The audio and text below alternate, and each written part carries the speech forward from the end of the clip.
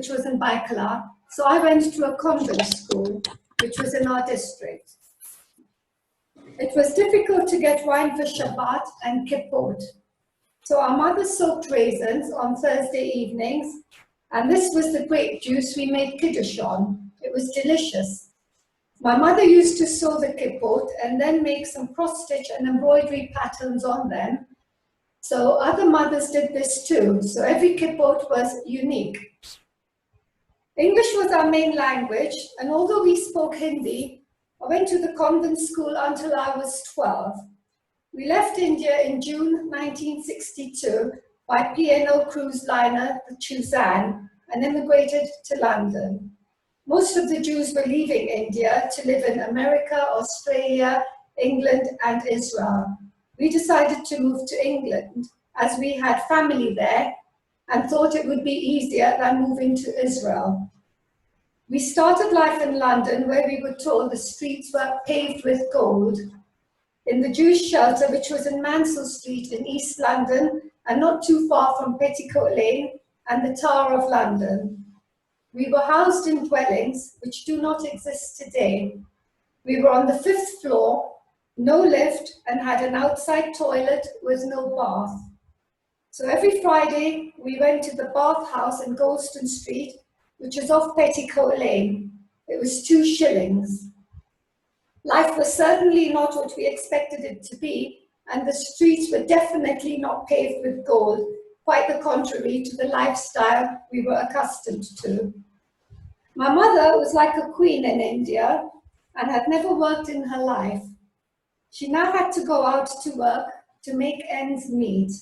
Life was extremely hard, demanding, and challenging, especially as we had a very high standard of living in Bombay with servants who did everything for us.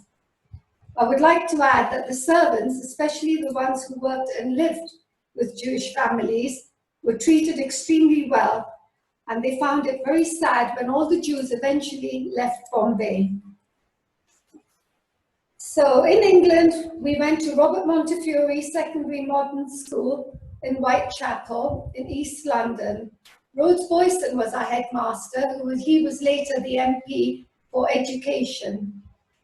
This was not as strict at all in comparison to our schooling in India, and the standard of education was nowhere near as high. As Jews in India, we were traditional. However, when we came to London, the little bit that we had done soon stopped, although our home was always kosher. At school, I studied to be a secretary and temped during the school summer holidays, which was very good and beneficial as the pay was excellent, and I also gained knowledge, confidence, and experience. I also worked at weekends. My first permanent job was as a secretary at a Greek shipping firm in the Minories, close to the city and not far from the Tower of London, so walking distance from home. I was there for a few years. Now that I was in the money, I decided to save and visit Israel. My first trip was in 1968. I saved up and traveled by a Zim ship, as I would never have been able to afford to fly. It was very exciting, as I met my half-sister and brother after many years, as they came to live in Israel when I was about 3 years old. We meet up occasionally and are always in touch. I also met many relatives and cousins who I never knew existed. It was a very exciting and good experience, which I thoroughly enjoyed, but never wanted to live here. After a few years of being cooped up in the office and working as a secretary, I decided that this was not for me and I needed motivation. I could not stand being indoors in an office. So I left and got a job managing and running a boutique called Abelard. This was off the Finchley Road, Goldhurst Terrace, for those who know it, next to Swiss Cottage. I thoroughly enjoyed this. It was stimulating and exciting for me, as I met people with whom I could communicate. I loved being the buyer, and after a couple of years, I felt a change. I needed a change and decided to travel. During this spell, I frequented Israel many times to visit my sister and brother and their families, I still never intended on living here. My last job, which I was at for nearly 25 years, was back in an office where I began many years ago with a firm of prestigious solicitors in Hampstead, London. However, this time round, I did not feel cooped up. I felt that now the job and the time was right. I did not find it difficult being indoors, as my job was very varied. Besides being receptionist, I met people from all walks of life, and my job also entailed working secretarial work, admin, and in charge of archiving.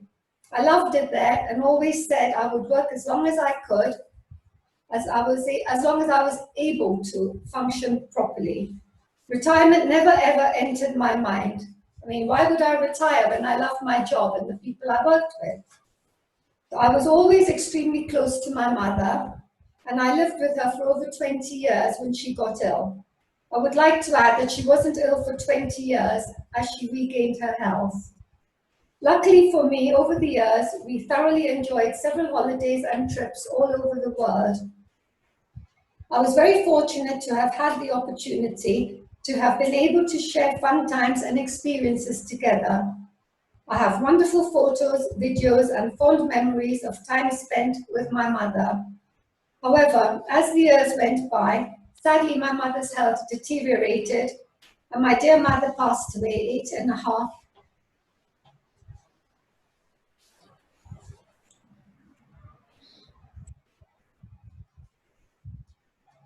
years ago. Hello.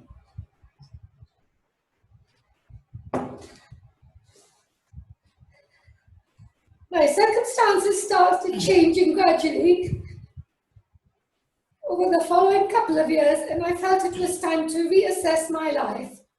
So with Joyce and Isaac's tremendous help, I decided I would go for a challenge and make Aliyah. This was an extremely difficult decision, as I would be leaving my older brother Menashe and his daughters, Tanya, Annette, and Rebecca behind. The girls grew up with my mother and I, and we were very close and still are very close. Nevertheless, in the end, I decided that they had their own lives to lead. They were studying at uni and going out, so I saw less of them and decided that I needed now to make a life for myself while I still had my health, strength, and energy. Besides, Israel isn't that far away, so visiting wouldn't be difficult or expensive. I have never wanted to retire, live in a hot country, live outside of a city, or be an observant Jew. So quite a challenge. I was part Shomer Shabbat, if there's any such thing, and it was quite a difficult decision to make, especially as I did not read, write, or speak Hebrew. I still don't, so not much achieved there. I also had to become religious, dress appropriately, and keep festivals and Shabbats. So I had quite a challenge. However, Joyce and Isaac supported me tremendously, and it made it so much easier. My very caring, loving, caring, helpful, and brilliant brother Isaac and my gorgeous sister-in-law Joyce are the reason for my being here.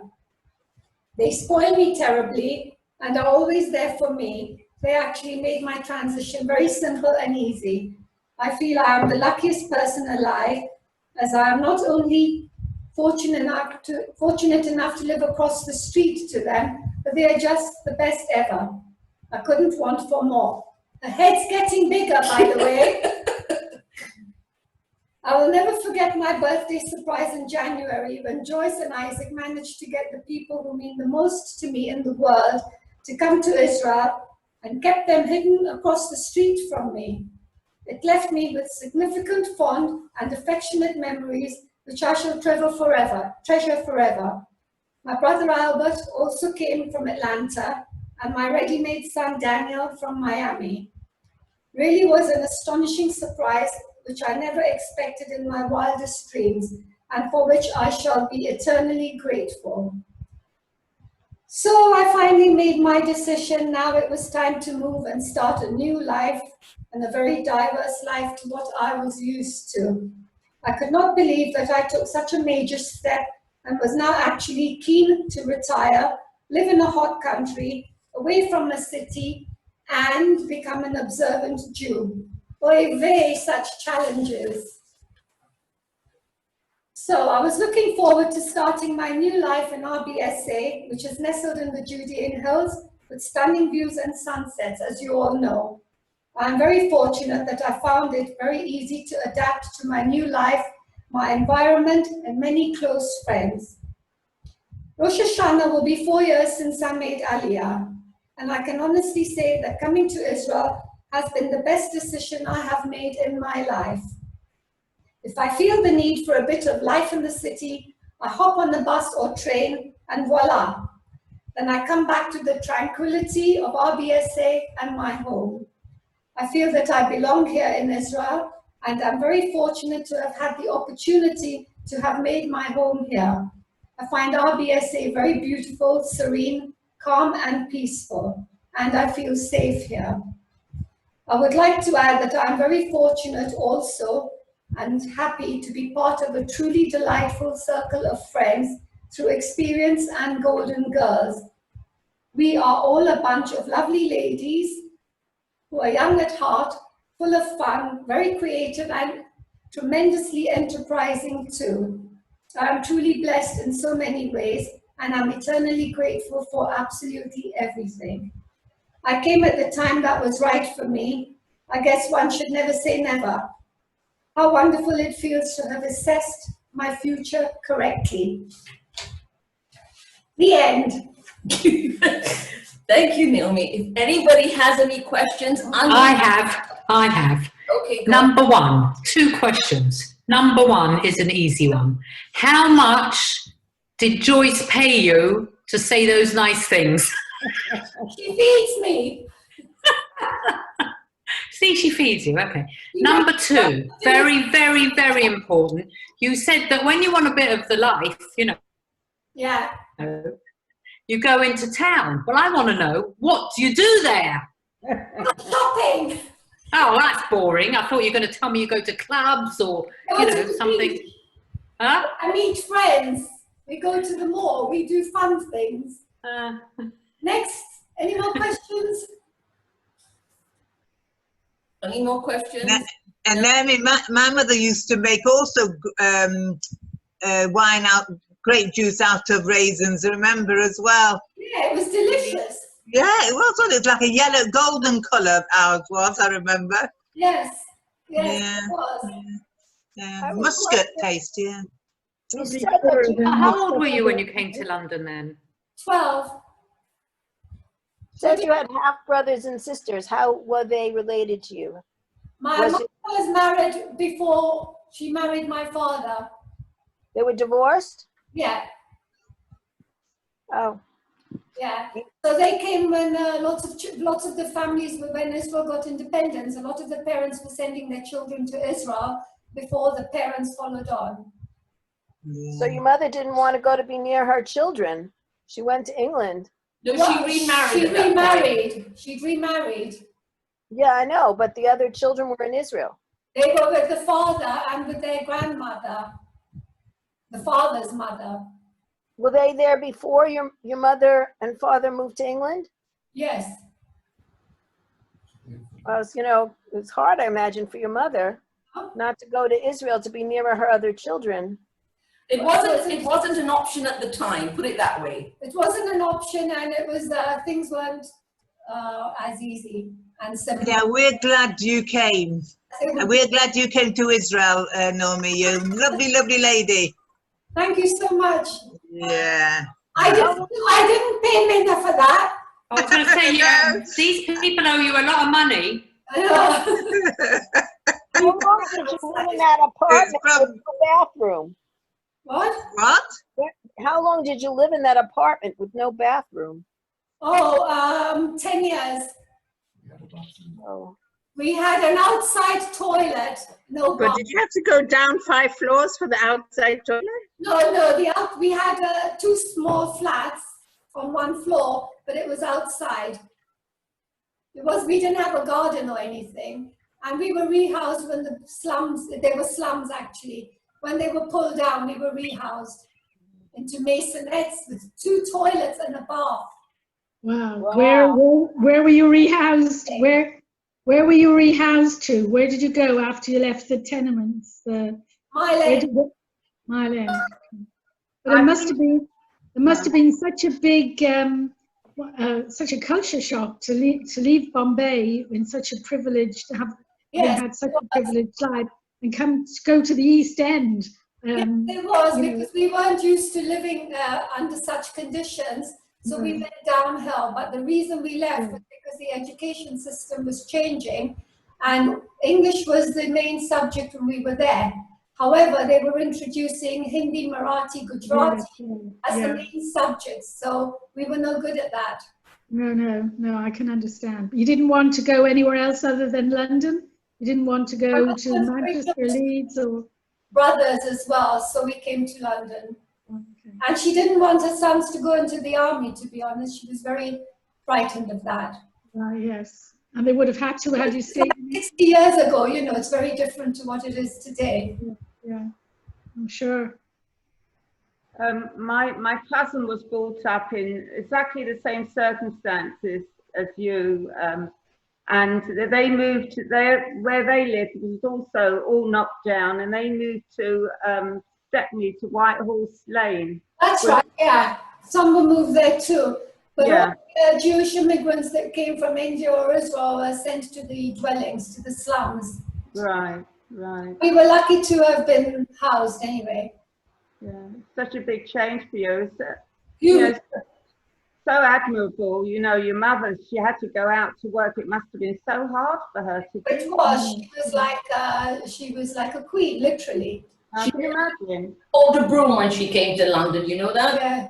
She What never was that? held a broom She before. never held a broom before. No. Wow. What did she do as work for her work? She worked at Ostwin's, kosher bakers in Petticoat Lane, I Wentworth. know. And then she worked in Blooms and made crepe luxe and things like that. Oh, really? Yes, you could say she faked it till she made it, right, Nick? Yeah.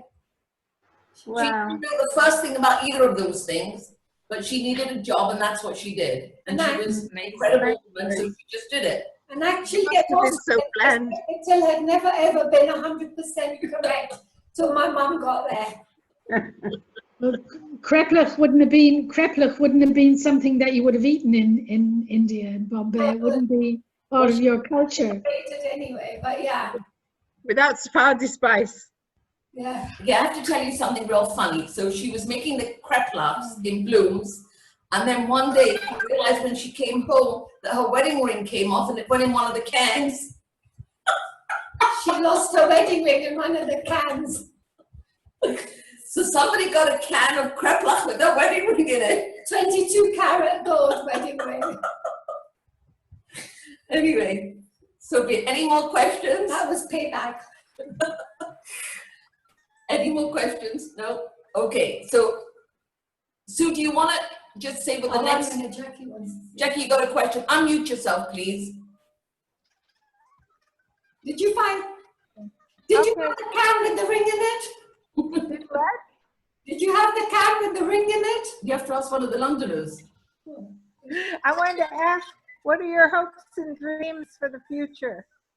What's what? Your hopes and dreams for the future. Well, to be happy, healthy, happy, content, and stay that way. Amen. Thank you. Okay, Naomi, that was wonderful. Thank you so much. Sue, would you like to introduce the next part of our program? Oh, right. So, well, I hadn't prepared anything because it's my day off. We're going to have